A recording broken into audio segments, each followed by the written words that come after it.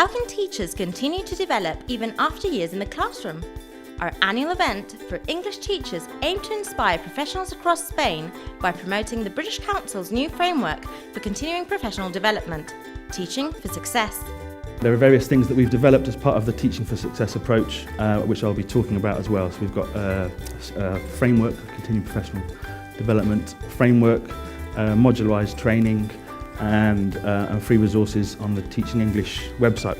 Over 750 teachers came to our face-to-face events across Spain, looking for ideas about how to develop the skills outlined in our CPD framework.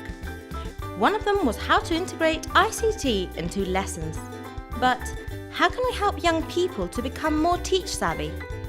I think we need to try to equip young people with the skills and the knowledge that they need to make good choices about their digital lives, both about where they spend online and how much time they're spending online. We also had the chance to learn how to manage resources more effectively in classes following a CLIL approach. Rebecca Place's session revised the principles on which this methodology is based. We don't only have CLIL and the content, but we're also often talking about the 4 C's that are part of the theory of CLIL. We've also got communication, cognition, and the contexts and culture. The need to move from theory to practice with corpora was also highlighted at our conferences. We learned not only where we can find corpora, but also how we can bring them into our classrooms. Often our textbooks are feeding lots and lots of interesting vocabulary to our students, and after 5 minutes they've forgotten the vocabulary. One thing that is easy to do is build a corpus based on the articles, the language, which is given in context within the textbooks.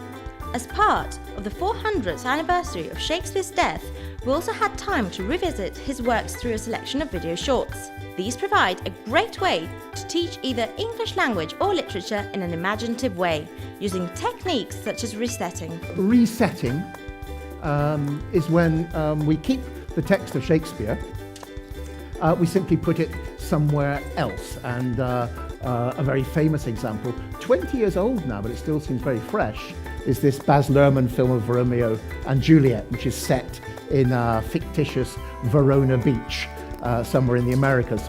Better than fiction, our teachers' conferences were the perfect chance to talk to others, exchange experiences, and share the very best moments on Twitter. Because it's all about sharing and experiencing. Thanks for coming, and see you next year.